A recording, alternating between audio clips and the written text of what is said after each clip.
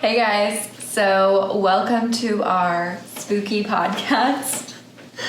I am Britney Spears. Oops, I did it again. I messed up this podcast because I'm really annoying. And he is the astronaut from Mars in the Oops, I Did It Again video.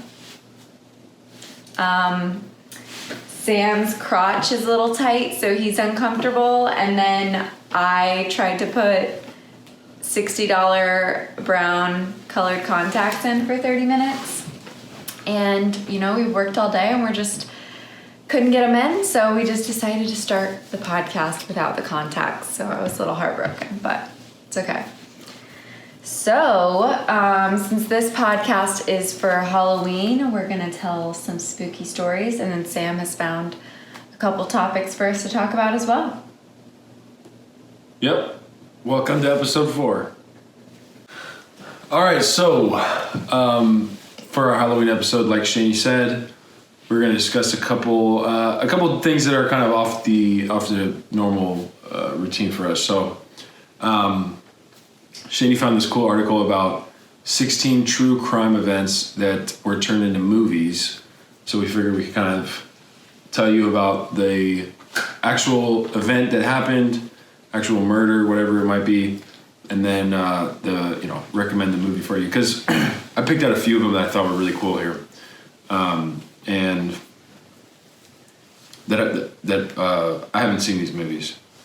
I've seen the Texas Chainsaw Massacre, but these other two I thought were pretty disturbing. So can we do a scary movie marathon this weekend? Yeah. That'd be cool. There's this. So the first one I picked, the movie that they made is called American Crime. And it was released, 13 years ago, 2007. And so it's basically about, this story is really crazy. Here, you can pull the link here, but going from my memory, it's about this girl. Well, it's actually two girls. I think the one who ended up being killed was 16, and her younger sister. And their parents were like carnival performers, so they had to travel with the carnival. And their parents paid this woman to board their kids, so for them to live with this woman. She, watched them or took care of them. And they would pay them every week, and they would get paid every week from the carnival. And one week, their paychecks were late from the carnival, and the landlord lady was really pissed, and she took it out on the kids, and especially the elder one. Her name's Sylvia Likens. And it gets really crazy because basically it kind of starts to escalate, and by the time that she was killed and they find her body and they go to trial and everything, this girl had 150 wounds. So she was all burned and cut up. So basically this older woman, this 37-year-old named Gertrude, she started torturing this girl and beating her up, and then these other kids who were in the neighborhood and some of the other kids who Gertrude was watching started joining in and literally torturing this girl until they killed her over the course of 2 weeks. So it's just horrible. It's really disturbing. And this happened in Indiana, 1965, and I think I heard Kendall Ray, one of my favorite true crime YouTubers, covered the story. Yeah, so it's they say it's still the worst crime to ever happen in Indiana, the most disturbing crime. Really? It's crazy. And the movie's called An American Crime. So that's a cool one to check out. I didn't know that it took place from started out, her parents worked in the circus or whatever. It's interesting. The next one is called Murder by Number. The next one's called Murder by Numbers, and the backstory is the film is based off the case of Nathan Leopold and Richard Loeb. not sure if I'm getting those names right. Two privileged college students who kidnapped and murdered a 14-year-old boy in an attempt to commit the perfect crime. It was a story that rocked the nation at the time, and it addressed the issues about privilege and class that are still relevant today. Not to mention they were in a very abusive relationship with each other, which built on a negative stereotype of gay men during the time.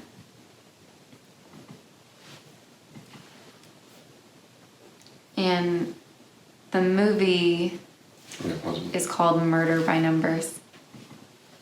What? Oh. Is there anything else you wanted to share about this? I haven't read this story yet. Just sounded interesting. Yeah, that's an Yeah, interesting I think one. Ryan Gosling's in it. Yeah, he's in the movie, I'm for sure. You want to tell them about the next one?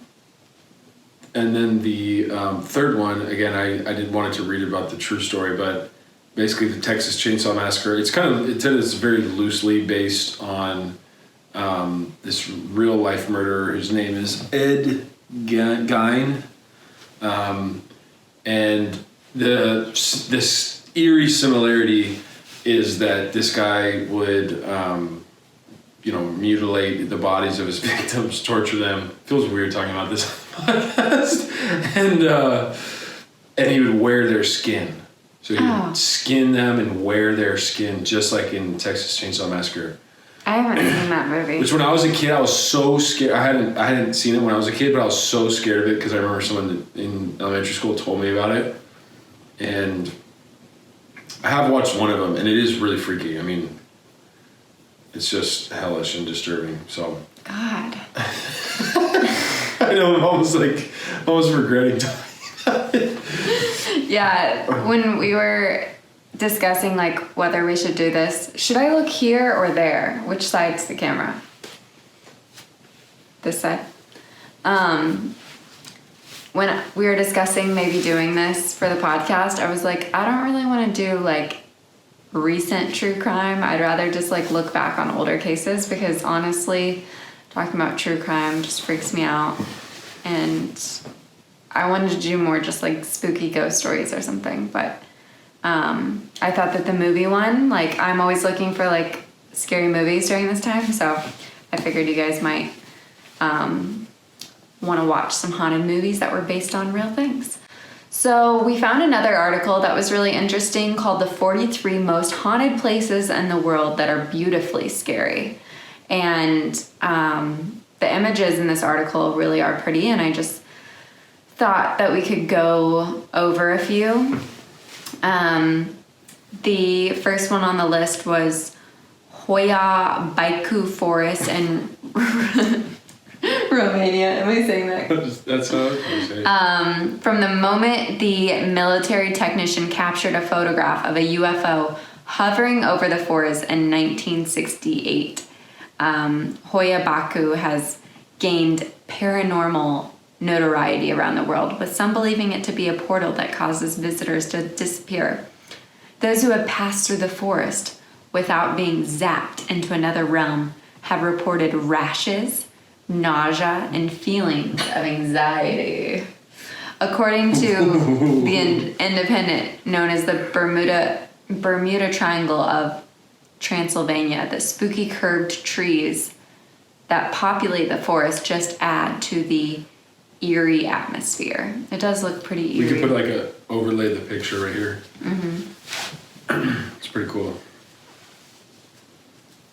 You want to go over the next one? Sure. Or did you just want to pick a few? No, I can just pick one here. Oh, that one I thought was really creepy. Penitentiary. Eastern State Penitentiary, Philadelphia, Pennsylvania. The castle-like Eastern State Penitentiary took solitary confinement to new levels when it was built in 1829. Prisoners lived alone, exercised alone, and ate alone. When an inmate left his cell, a guard would cover his head with a hood so he couldn't see or be seen. The prison had to abandon its solitary system due to overcrowding in 1913, although the forms of punishment did not get any less severe. Chaining an inmate's tongue to his wrists is one example. So that was it didn't get any less severe before it closed for good in 1970. The site now welcomes thousands of visitors every year, both for its museum and Halloween celebrations. Reported paranormal happenings have included disembodied laughter, shadowy figures, and a really smelly fart. What is that? And pacing footsteps. That was a stupid joke.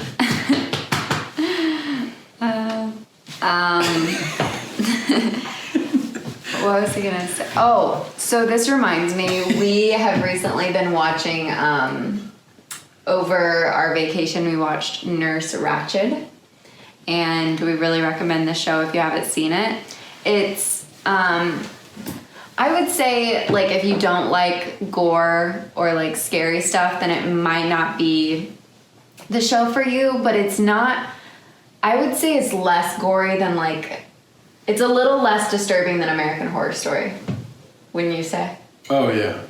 It's definitely more, it's cinematically beautiful. It's very, like, Yeah. the art of how they shot it is really beautiful.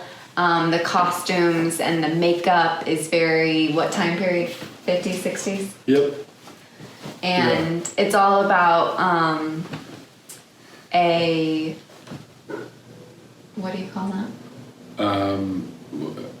Psych. A psych ward Ward? back in Looney Bin. back in the days that they were very cruel because they didn't know what they were doing, pretty much, and they would, like, you know, put people in ice boxes and do horrible things to people. Yeah. Like lobotomies. shock you, lobotomies. I guess it was right around the time they started lobotomies. Yeah, Nurse Ratched is a great show, worth checking out. And we're also, so that's on Netflix, and then we're also watching The Haunting of Bly Manor, I think it's called. That's a good. Oh yeah, we just. That's a good just haunted house show, and it's like 10 episodes long. It has some slow periods, I think, compared to Nurse Ratched. That one's, like, amazing.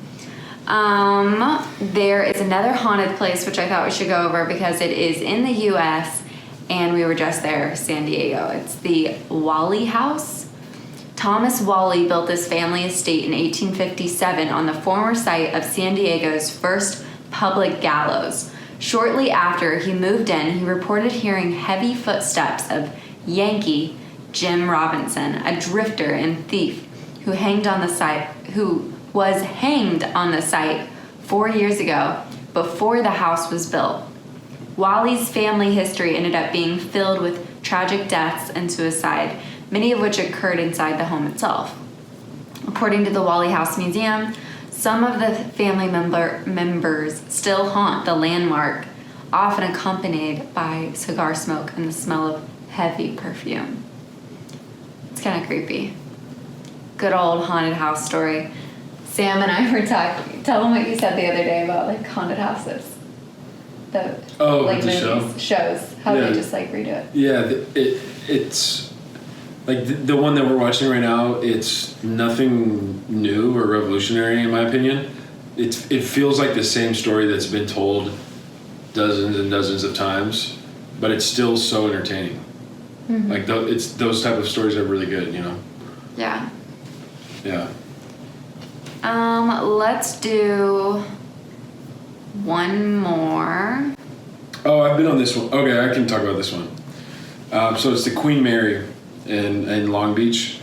Man, actually, this is cool. So I'll read this little paragraph and I'll tell you about my experience with it.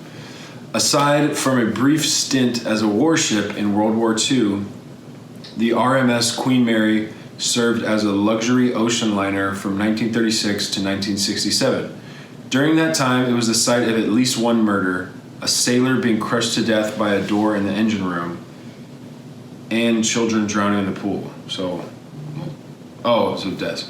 The city of Long Beach purchased the ship in 1967 and turned it into a hotel, and it still serves that purpose today, although the reported ghosts of the deceased passengers get to stay for free. So it says, visit the ship's engine room that's considered to be a hotbed of paranormal activity. So I'm trying to remember, but there was Yeah, so it's kind of known for these You've been ghost on the stories. ship? Yeah, we went on a field trip in elementary school. Was it like, does the boat just sit there or does it actually drive? I don't think it moves.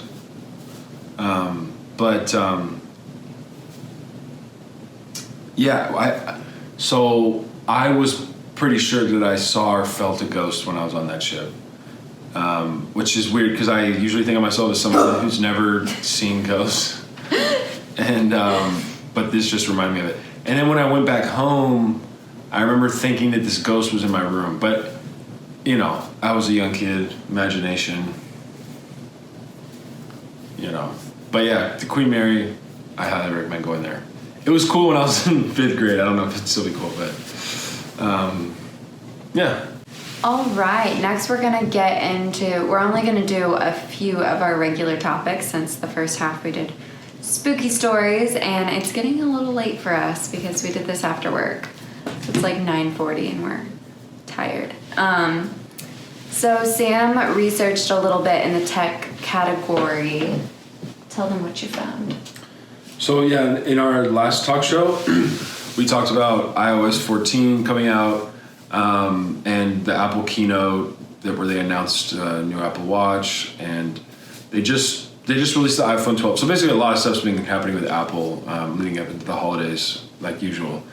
But they released a new iPhone 12. I mean, I won't get too much into that. Neither of us have it. I haven't looked at it in person, so if you're interested, you can go watch someone's review of it.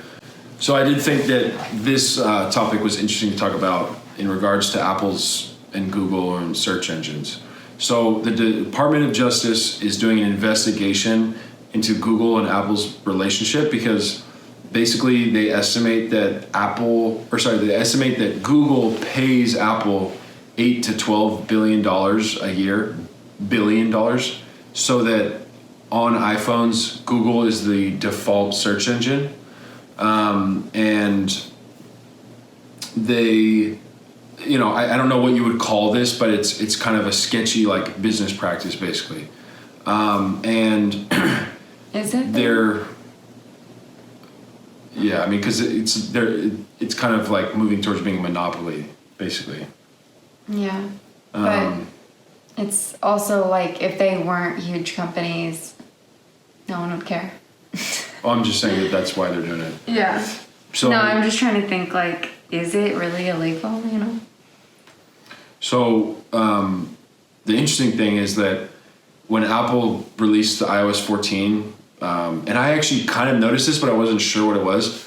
But if anybody that has an iPhone and you got the software update, when you go into your Safari and you start searching, it'll give you like recommended results that are from Apple's search engine and no longer from Google. So they kind of like quietly shifted to using their own search engine, which I don't know, it might sound like it's a small thing, but it's actually like a really huge deal. And because if you think about it, like that's at the core of everyone's experience with the internet is Google. Or whatever search engine they choose to use. So what's Apple's search engine called? I don't know if it's called Applebot, but that's like the technology that's behind it, Applebot. And so I don't even know if they have like a real name for Apple Search, probably something like that. But I was reading this article about it, a couple articles about it, and I found a couple interesting facts too, where this is pretty common practice, but in April of 2018, so, you know, what was that, like 2.5 years ago, Apple stole Google's head of search, or not stole, but they hired him from Google. I mean, you can only imagine like how much money that they must have paid that guy to leave Google. His name's John Giannandrea. But so they did that about 2.5 years ago, and then lately Google's had a lot of job postings for search engineers as they kind of continue to ramp up their search operations and building out their search engine. So that could just be something interesting. Like, I think that, like I said, I think that Google or whatever search engine you use is at the center of your experience with the internet. And since a lot of us mainly access the internet on our mobile devices, or at least largely, for a large portion of it, we're on our mobile devices, and that default search engine is going to be Apple moving forward on iPhones. It probably won't be a huge change to us. I mean, I didn't really notice it. Remember when we all used to use Ask Jeeves and Yahoo? Yeah. So those were the simple days. it's just interesting. And then, we talked about it too, how Apple's kind of giving you more privacy features. I have noticed that with the new software update, where it asks you more specifically about your access privileges for each app. I can barely talk right now, but I'm just tired. But yeah, I just thought that was a cool little thing, because it's related to what we talked about in the last episode. So that's what we have for tech. Next, we're going to go into pop culture. And because I dressed up as Britney Spears, I'm going to tell you a little bit about the Free Britney movement and a little bit about the music industry in general. So, as a lot of you guys have probably seen, Britney Spears has gone to court again recently to reassess her conservatorship. So, I believe that the conservatorship that she's in, and she's been in since like 2008, maybe 2007, she cannot legally vote. She has to have permission to get married, have kids. She's not in charge, her medical, everything medical is not really in her control. And it's actually her father and this manager named Lou Taylor and the legal team that they use that control all of her money. And pretty much a lot of people speculate that they have been putting too much control over her for a really long time, and that she's kind of went along with it, because if you look back through Britney's life and her interviews, the number one thing that she's always wanted is to have a family. And ever since she had kids, they've been and she got divorced from Kevin Federline, is that his name? Yeah. They have kind of been threatening to take away a lot of her privileges if she doesn't abide by certain things. So, she had to take drug tests and stuff to make sure she could have her kids. And a lot of these things that normal people don't have to do, but because she is so, the media constantly follows her around, I think that a lot of celebrities we think have it easy, right? They maybe get out of tickets more and stuff like that, but they're also under a microscope. So any of their mistakes that they make, we kind of I don't know how many times I've gotten pissed and in my life growing up and punched my wall when no one was around, or slammed something, or we all slam doors and throw fits, but I don't have 30 paparazzi on me at all times. And if I did, I might have taken an umbrella and hit one of their cars or something. And then the whole world. Is that what she did? Yeah, back in 2000, 2008. And, maybe if all of those things happen, maybe I would do that too publicly. And then that image would be branded. One little thing that I did brands me forever and takes away all my control and dictates whether I can be a mother and whether I can vote and all of these things. And I believe that yes, maybe people need support, and you never know what they are going through mental health wise, but I think Sam can agree to this, that when it comes to your mental health, you have to decide and do those things on your own. You can't be forced to do anything, because if you're forced to do it, then you can't heal the way that you're supposed to heal, because you can't force anybody to like heal. You know what I mean? So like forcing someone into a rehab time and time again, or forcing them to take medicine, it doesn't really work. You kind of have to let them be free and then come to those things on their own. And so I just think it's really messed up how it allegedly seems like her life has been so controlled by her father.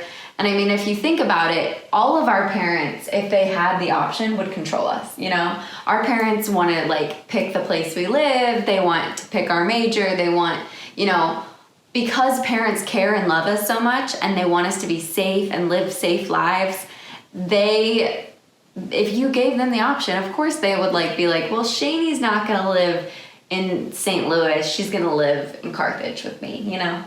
Like, they would just say things like that. And so I'm sure that even though Brittany is a grown woman, because her dad was allowed this control, that he never really like loosened his grip on that, you know, it seems. But maybe not. Maybe there's more to the story.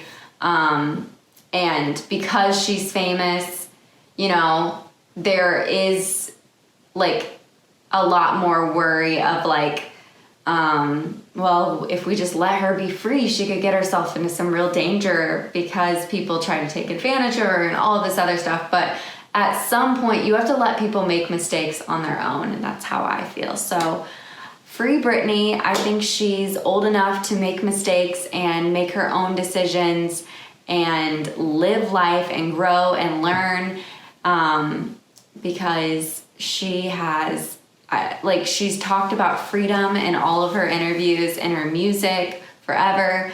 And I agree that she should have a trust, like, protect her money. Like, I should have, like, I want financial people to manage my money. Like, if I had that much money, like, of course I would want, like, my money managed. Like, have, you know, people that know what they're doing manage your money, but you still have to give her the freedoms to, like, drive her car and let her feel like a real human being, because she is a human being. So, hashtag free Brittany. Please support the movement and show Brittany love and support. I could go on and on about this topic forever, and what, like, my conspiracy of things and what I think happens when you use benzos and all kinds of things that they a lot of times give people for anxiety, and what it can do to your brain and how it can change you. But I won't go into those types of things. So I will let you talk about your health topic. Cool. I'm glad we talked about Brittany too, because it's only right, you know. Yeah. Since that's what we're dressed up. Well, since you are and I'm the music video guy. Dude, I can really talk right now. We thought about doing Justin Timberlake and Brittany, like, when they're in the denim outfits, but this just seemed like an easier costume. So. Maybe we can do that next year. And this, we have more time. This is one of my favorite looks from her. I just think it's, like, so iconic. Yeah. And it matches, you did it better, though, my hair. if I'm being honest. Did it better than her? Yeah. No. That's sweet of you. For the last topic, I wanted to do something in health. So, leading up to just now filming this podcast, I was scrolling through Google News in all the different health subsections, and I'm really obsessed with nutrition lately, and just thinking about nutrition. What's the best diet to do for different goals? And so I was looking in the nutrition one, as well as the fitness one and the workout routines. And basically, I found like back-to-back articles that were conflicting each other. And so, for example, one would say, you know, oh, intermittent fasting is great for weight loss. And then one would say, well, actually, no, it's bad, and you should eat, you know, 3 to 4 square meals a day with snacks in between that have protein, carbs, and fat. And then another one would say carbs are what make you fat, carbs and sugar, because of the insulin response. And if you don't eat carbs and sugar, you won't get fat. I can tell you that that's not true just by itself. You have to be at a calorie deficit. What? Because I've not lost weight without eating carbs, so it's true. But basically, just wanted to discuss that because I've had my struggles But going you've back and also forth. lost weight not eating carbs with not tracking your calories, just doing OMAD, right? Yeah, but I've also lost weight eating carbs. Mm-hmm. Yeah. Basically, the point I wanted to get across, and I wanted to hear your take on it too, is just, you know, how can we find good information? How do we know who to trust? What's the best kind of route to pursue? You know, whatever your goals are. You know, some people want to gain weight and put on muscle, or get to a healthy weight, or some people want to get to a healthy weight by losing weight, or just body recomposition, lose fat, build muscle at the same time. You know, some people want to get taller. Can't help you there, but whatever your goal is, right? You're going to try to find some information. Stilts, yeah. I know all kinds of stilts. Yeah. But basically what I would say, like just sharing my experience, is that trying different things out and just seeing what works for you is a good idea. Or I don't know if I'm not telling you what to do, but that's what's worked for me. Because even like nutrition research is honestly like, it just has a lot of flaws. I mean, you know, you can find flaws in any research article, but what I've found is like that doing what's optimal for me might not be what's technically optimal in the literature. And if you can find a plan and routine, And what's optimal for you today may not be the next day or the next day. Our days are different. Theo was actually talking about this the other day. Did you listen to his podcast? Like, you know, there's not one thing that works because every day is structured so differently. Mm-hmm. So, you know, one day intermittent fasting may work super great for you because you're super busy. And then one day you might be like working out more and hiking and skateboarding and being more active, and that day fasting doesn't work as well for you. You know what I mean? Because you need the carbs, or you're hungry, or, you know. Yeah. Yeah, or maybe maybe I'm hungry and I eat breakfast, and it's like, well, that doesn't mean I'm going to gain weight because I ate breakfast. You know what I mean? It's pretty simple. I mean, like, I think it's really prominent to talk about fat loss because that's the thing that most people are concerned with. I mean, most people in America are obese. And so I think that I don't think anybody wants to be obese.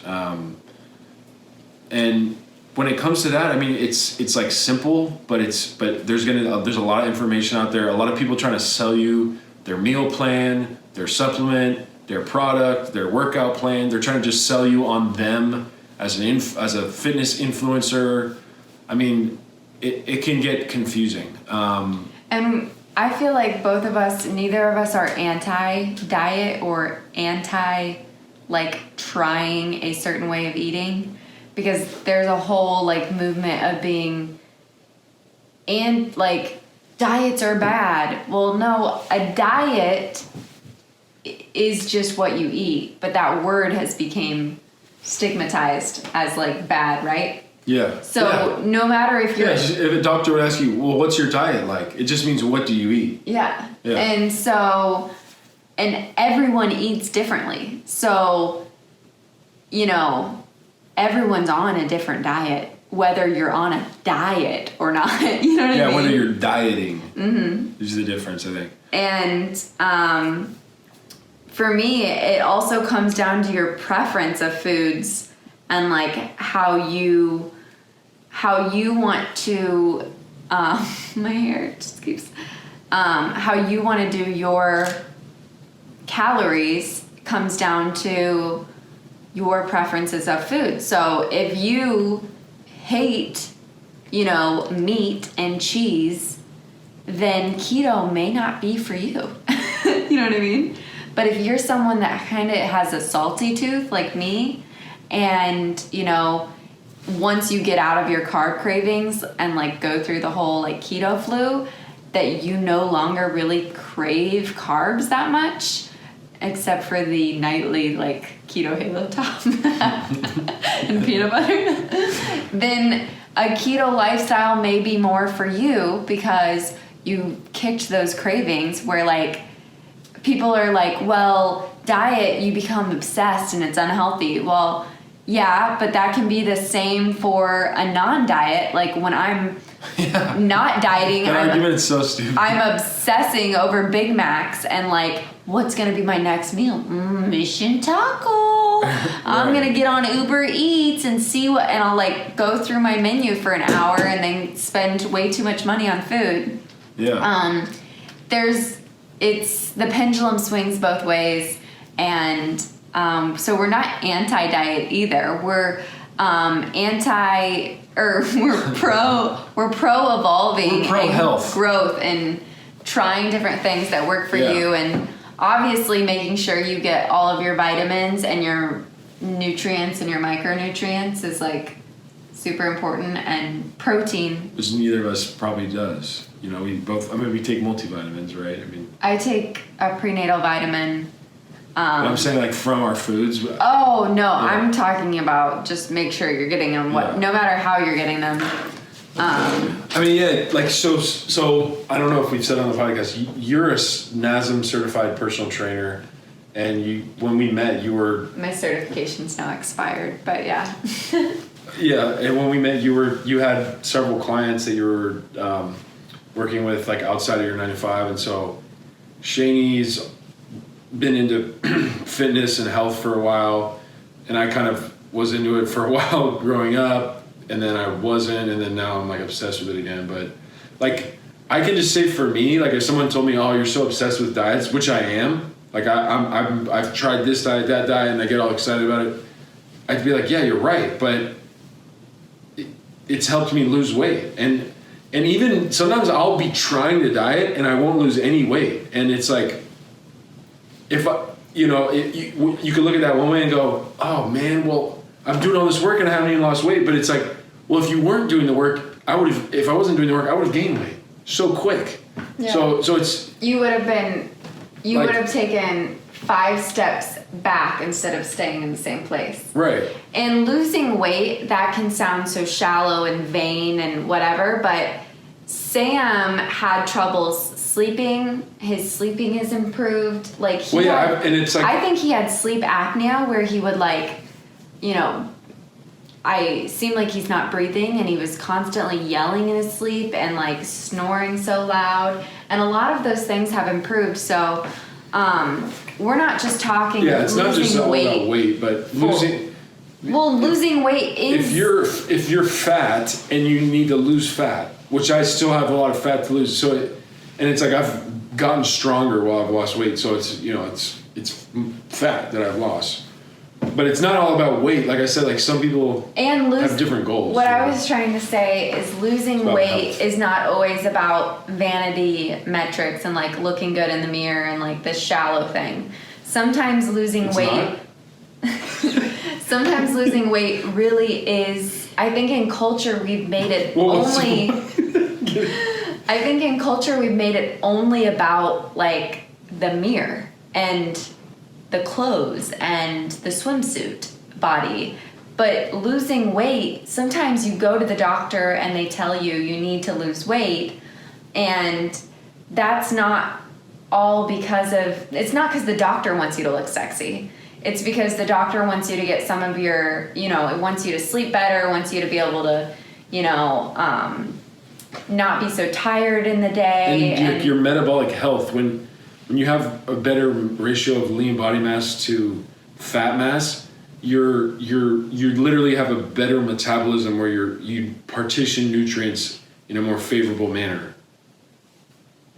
And that's just good for your health. Like it's undeniable that and that's our the truth. food system and the way our foods are chemically made set us all up to fail. Yes, Every single that's one of right. us are set up to fail. So if you've been trying to lose weight and you can't, don't feel ashamed, because every single one of us, that's why it's billion-dollar industries. I don't really know if it's $1 billion, but I'm pretty sure it's What, like, food industry? yeah, or Oh. not the food industry, the losing weight, like the fitness industry. Oh yeah, definitely. That's why, it's a $1 billion industry, because no one knows how really to get fit. It's very hard. Most people fail at it numerous times before they have success.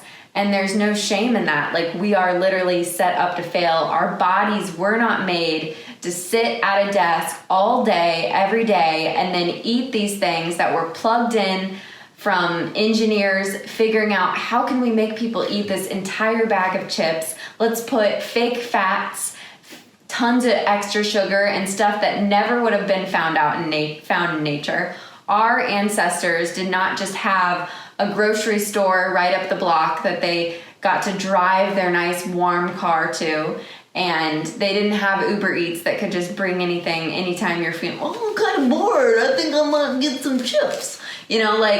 Our ancestors didn't have that, and because we had to search and find our own food, our brains are set up to have dopamine receptors, much like, somebody that's addicted to cocaine or cigarettes or any of those kind of, even social media, which I'm sure I'm addicted to. The dopamine receptors in our brain go off when we eat, and it rewards us for eating, because back in the day when we had a shortage of food, we had to be rewarded to go get food to make us go get the food to survive. But so now, so don't feel ashamed, or, we are all struggling to stay healthy. And that's why, you almost have to make it an obsession and make it a huge priority in your life to even be somewhat successful at, reaching goals. Yeah. At least I do. I do too. I have to make it I don't have to make it an obsession, but I do. I mean, I enjoy it. I like the process. I have to make it a constant priority and remind myself of why do I choose to fuel myself this way over this way? Here's the one thing I wanted to say. So it's kind of hard to find universal truths with nutrition, but if you find yourself looking for a quick way to lose weight, or the easy way to lose weight, or the easy way to build muscle, or whatever it is, the work you're trying to avoid is the way.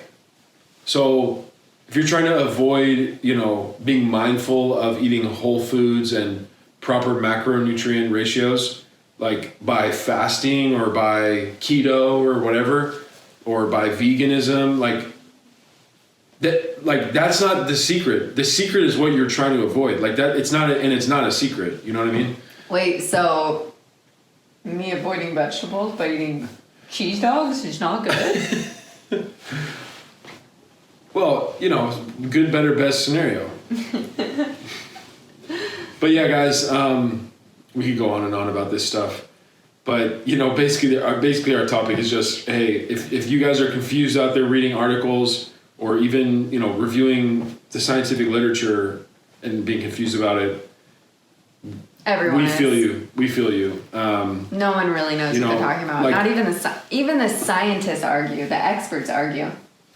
Yeah, and people like us, we're neither of us is strongly attached to one religion of food or something. You know what I mean? And I love keto, carnivore, but it's if you're vegan, I bet that's great too. You know what I mean? I don't care.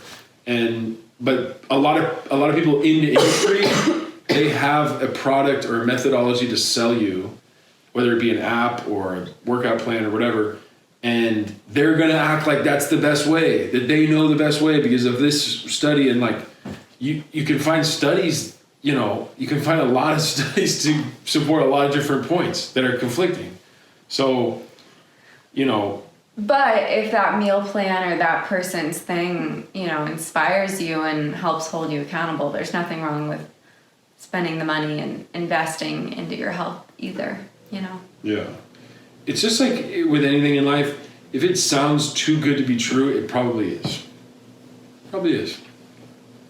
I had a lot of success actually when I was preparing for Miss Illinois, doing carb cycling. I had an influencer bodybuilder girl actually make me a meal plan, and because I spent the money and had the Miss Illinois competition and had this girl that I was sending my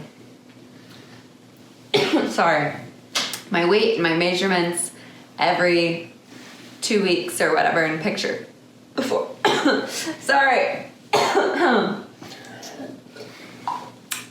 before and after pictures too, it helped hold me accountable. So there's nothing wrong if you're one of those people that buys the meal plan, because I've done that before too. Oh, yeah. It's so nuanced. Yeah, I'm probably going to buy a recipe book pretty soon. Yeah, we have a lot of recipe. Honestly, like, Recipe books. I want to buy recipe books of YouTubers that I watch so much just to support them. But I can't really justify doing it just to support them at this point. But yeah, there's a lot of good information out there, and there's a lot of bad too. So, get your science hat on and try to figure it out to the best of your ability. At the end of the day, try to find the basics and just understand the basics. And try Because different things. The basics will get you most of the way there. Try different things and figure out what you and your body likes and what your schedule and, your preferences, what works for you. Yeah, whatever you're gonna stick with, like any diet will work, but you just have to stick with it, and it's hard, but if you enjoy it and it works with your lifestyle, that's perfect. So, Shane's cheese dogs and Halo Top diet, it works for her. That's not all she eats, but the carnivore diet worked for me because I love steak. Is it the best diet? No, I don't think it's the best diet, but it worked for me. It was the best for me. And another at thing that that people don't you have to remember is after you lose the weight that you want, you have to have a maintenance plan and reverse diet. Because if you don't have a maintenance plan, then what you do is you end up eating like you did before, because you're like, I want to reward myself, I've reached my goal, and then you no longer have reached that goal. Something I will say real quick that I hear a lot of, and I think is like the wrong idea, is don't weigh yourself every day. Like I've heard several people have told me that. I think it's the most foolish advice because like your weight fluctuates so much throughout the day, throughout the week, which was my depending on the time of the day. Exactly, but if you only weigh yourself once a week, then how do you know what fluctuation is? Is it at the high end or the low end? But if you weigh yourself at the same time every single day, right after you go pee, that's going to be a pretty good indicator when you average it over the week of what you actually weigh. But if you do it one time a week at the gym, like I said, you could be in a range of 10 pounds. You don't know if you're at the top or bottom of that or in the middle. You don't know if it's accurate. So I just think personally that weighing is kind of dumb anyway. Like my main, yes, weigh yourself if you want that metric to go from, but take measurements and take pictures. Take measurements, look in the mirror. That's the best body fat scan that you'll ever get is looking in the mirror. Well, and pictures, because you document it and then you can put them side by side and you can truly especially if you wear the same underwear and bra in every single picture. Like my Miss Illinois transformation in literally in 3 months was insane. And I just took the same photos in front of the same door, and it's so much easier to actually see your progress that way, and especially the measurements too, and then just how your clothes are fitting. Yeah, so I think that's enough for that topic. Sounds good. Good But night. Good night. Go to bed. yeah, thank you guys for listening, and have a great Halloween. Stay safe. We love you. Bada bing. Bye.